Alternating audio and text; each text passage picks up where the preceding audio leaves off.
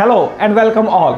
आज मैं बात करने वाला हूं हेलिटॉसिस, बैड ब्रेथ मतलब सांस से आने वाली बदबू के बारे में। काफ़ी घरेलू उपाय यूज़ करने के बाद भी अगर आप इस प्रॉब्लम को सॉल्व नहीं कर पा रहे तो ये वीडियो है आपके लिए, क्योंकि इस वीडियो में मैं बताने वाला हूं बैड ब्रेथ के काफ़ी कारण और हर इंडिविजुअल कारण के साथ मैं बताने वाला हूं उसकी एक्सक्लूसिव होम रेमेडी। सो बने रहें इस वीडियो में मेरे साथ। मैं डॉक्टर मुकेश पटियाला पंजाब से। जब भी हम सांस एक्सहेल करते हैं तो ये बॉडी से दो रूट से बाहर आती है, पहला नेजल रूट और दूसरा माउथ से। अगर नोज या माउथ से आने वाली सांस में बदबू है तो दोनों के अलग अलग कारण हैं जिनको मैं सेपरेटली अभी डिस्कस करने वाला हूं। पहले डिस्कस करते हैं नोज से आने वाली सांस की बदबू के बारे में और उसके कारण। इस पिक्चर को ध्यान से देखिए। जो भी आप रेड एरिया देख रहे हैं, नोज से आने वाली सांस इस रेड एरिया से होके गुजरती है। तो अगर इस एरिया में कहीं भी इंफेक्शन रहेगी, प्राइमरी इंफेक्शन का कारण रहेगा, तो चांसेस है कि नोज से आने वाली सांस में भी स्मेल रहे। उदाहरण के तौर पे हमारे यहाँ पे मैक्सिलरी साइनस होते हैं, नज़ला जुकाम के टाइम, जिसे हम साइनोसाइटिस भी कहते हैं, तो हमारे नोज से आने वाली सांस में बदबू रहती है। तो इसको आप घर पे कैसे फिक्स कर सकते हैं? सिंपल वार्म सलाइन रिंजेस या स्टीम इनहेलेशन से पानी की भाप लेके सुबह शाम 2 टाइम हाफ एन आवर के लिए लीजिए, तो आपकी जैसे ही साइनस की प्रॉब्लम सॉल्व हो जाएगी, आपकी नोज से आने वाली सांस की प्रॉब्लम भी फिक्स हो जाएगी। अगर फिर भी कोई प्रॉब्लम रहती है, आपकी साइनस की प्रॉब्लम फिक्स नहीं हो पा रही, तो आप अपने ENT फिजिशियन के पास जाके ज़रूर एक बार कंसल्ट या ओपिनियन लें। अगर इन्फेक्शन यहाँ पे फ्रंटल साइनस में या हमारी थ्रोट में है तो भी चांसेस हैं कि आपकी नोज से आने वाली सांस में स्मेल हो। तो आप अगर थ्रोट में इन्फेक्शन है तो उसके लिए वार्म सलाइन रिंजेस मतलब गुनगुने पानी में नमक डाल के कुर्लियाँ गागल्स कर सकते हैं। तो इससे आपकी थ्रोट की इन्फेक्शन कम हो जाएगी और सांस में आने वाली बदबू भी फिक्स हो जाएगी। अगर फिर भी प्रॉब्लम है तो ENT ओपिनियन लेना मत भूलें। अब बात करते हैं माउथ से आने वाली सांस की स्मेल के बारे में और उसके कारण। माउथ से आने वाली सांस इस पाथ को फॉलो करती है, थ्रोट से टंग के पीछे और माउथ में, और फिर हम बाहर इसको एक्सहेल कर देते हैं। तो हम डिटेल में अभी पहले डिस्कस करेंगे माउथ वाले कारण। माउथ में जब हमारी सांस रहती है तो उनके क्या कारण हैं। पहला कारण माउथ का पुअर ओरल हाइजीन। अगर आपके माउथ में ऐसी कंडीशन है, काफ़ी गंदगी है दांतों के ऊपर, मसूड़ों में स्वेलिंग है और यहाँ पे केरीज है, तो आप इसको घर पे कैसे ठीक कर सकते हैं? अपनी ब्रशिंग ज़्यादा करके, इसकी सफाई ज़्यादा रख के।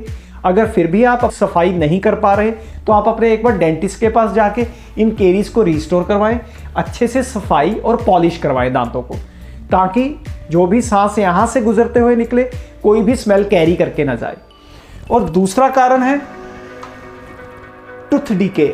अगर आपके दांतों में ऐसे गड्ढे हैं, इन गड्ढों में यूजुअली खाना फंसा रहता है और वहीं पे सड़न पैदा करता है, जिसके कारण जो भी सांस यहाँ से गुजरेगी वो अपने साथ स्मेल कैरी करेगी और अल्टीमेटली आपको सांस में बदबू का कारण बनेगी।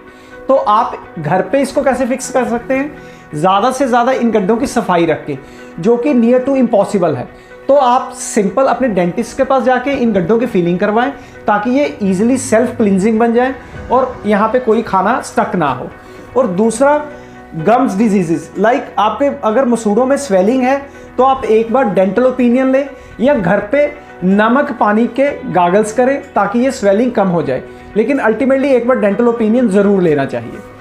अगर आपके माउथ में ऐसी कंडीशन है, दांत क्रुकेड है मतलब दांत अगड़े दगड़े हैं, दांत प्रॉपर लाइन में नहीं है, तो ऐसे दांतों को साफ करना काफ़ी मुश्किल रहता है। यहाँ पे खाना फंसा रहता है और जो अल्टीमेटली सड़न पैदा करता है। या तो आप ज़्यादा से ज़्यादा सफाई रखें, ब्रशिंग के अलावा भी और मेजर्स हैं दांतों को साफ करने के लिए, वो भी अपनाएं, या अपने डेंटिस्ट के पास जाके इन दांतों को सीधा करवाएं ताकि आप इजीली इन दांतों को ब्रश कर सकें और आप सांस में आने वाली बदबू को फिक्स कर सकें। अगर आपके माउथ में काफ़ी डेंटिस्ट्री हुई है, जैसे इन्होंने दांत लगवाए हुए हैं, नकली दांत, तो इन दांतों के नीचे भी खाना फंसता रहता है और पेशेंट अच्छे से साफ नहीं कर पाते, तो ये भी बहुत बड़ा कारण बनता है सांस में स्मेल का। तो या तो अपने डेंटिस्ट के पास जाके इनको कैसे साफ रखना है अच्छे से समझें, तो आप घर पे ही इसको सांस वाली प्रॉब्लम को फिक्स कर सकते हैं। अदरवाइज आप अपने डेंटिस्ट के पास रूटीनली जाके या कोई भी डेड स्पेस है अगर डेंचर के नीचे, वो फिक्स करवाएं ताकि अल्टीमेटली आपको सांस में स्मेल ना आए। फॉल्टी क्राउन्स, सिंगल या मल्टीपल अगर आपके माउथ में है, वो भी बहुत बड़ा कारण है आपके सांस में आने वाली बदबू का। जैसा कि आप इस पिक्चर में देखिए, ये क्राउन वाला दांत है और यहाँ पे खाना फंसा हुआ है। जैसे ही हमने ये क्राउन रिमूव किया, देखिए कितनी गंदगी, और ये एक बहुत बड़ा कारण था सांस से आने वाली स्मेल का।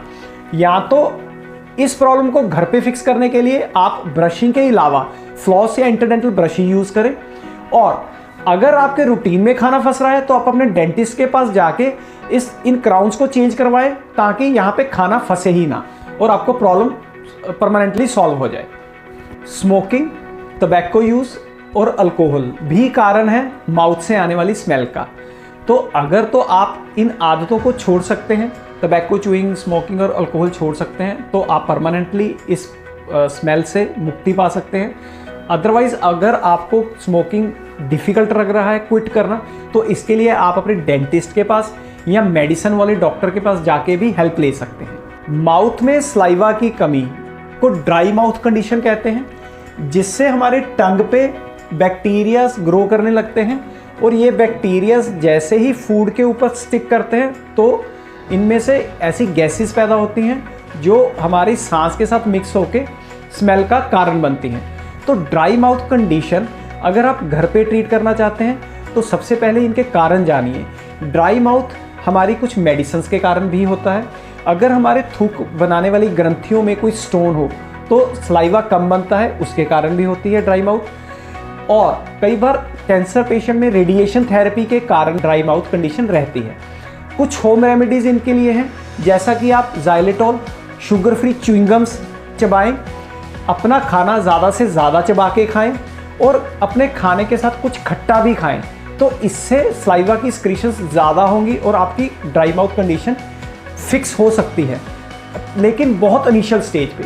अगर आपको सीवियर ड्राई माउथ कंडीशन है तो आपको एक बार अपने डेंटिस्ट के पास जाके ओपिनियन ज़रूर लेना चाहिए। अगर आप डाइट में ज़्यादा से ज़्यादा अनियन, प्याज या गार्लिक, लहसुन का यूज़ कर रहे हैं तो उसकी यूजेज को रिस्ट्रिक्ट कर लें, क्योंकि उसको खाने के बाद भी आपके माउथ में स्मेल आती रहती है। तो जैसे ही आप अपनी डाइट को मॉडिफाई कर लेंगे तो आप काफ़ी हद तक अपनी स्मेल को फिक्स कर सकते हैं, सॉल्व कर सकते हैं। कुछ मेडिकल कंडीशंस जैसे अनकंट्रोल्ड डायबिटीज़, इसके कारण भी हमारे माउथ में कॉन्टिन्यूस स्मेल आती रहती है। तो जैसे ही आप अपनी डायबिटीज़ को कंट्रोल में ले आएंगे परहेज से या मेडिसिन से, तो आपकी ऑटोमेटिकली माउथ से आने वाली स्मेल सॉल्व हो जाएगी, फिक्स हो जाएगी। अभी हमने डिस्कस की माउथ में कुछ कमियां जिसके कारण थी आपकी सांस में स्मेल। अभी बात करते हैं टंग के पीछे वाला एरिया, थ्रोट और टॉन्सिलर एरिया। अगर इस एरिया में भी किसी तरह की कोई इन्फेक्शन रहती है, जैसे टॉन्सिलाइटिस या थ्रोट में इन्फेक्शन, तो भी हमारी सांस में स्मेल का कारण बनती है। तो इसको घर पे आप वार्म सलाइन रिंजेस से फिक्स कर सकते हैं। गुनगुने पानी में नमक डाल के रूटीन में गागल करें, दिन में 2 या 3 बार। तो अगर थोड़ी इन्फेक्शन है तो आप इसी से फिक्स कर सकते हैं। लेकिन अगर आपको फिर भी कोई प्रॉब्लम आ रही है तो आप अपने ENT फिजिशियन के पास जाके इसका ओपिनियन लें। आशा करता हूं इस वीडियो को देखने के बाद आप अपनी प्रॉब्लम समझ गए होंगे और अपनी प्रॉब्लम को घर पे खुद फिक्स करने में सक्षम होंगे। अगर आपको फिर भी कोई ट्रबल आ रही है और हेलिटॉसिस के बारे में, बैड ब्रेथ के बारे में कुछ भी एक्स्ट्रा पूछना चाहते हैं तो आप मुझे कमेंट सेक्शन में पूछ सकते हैं। Thank you.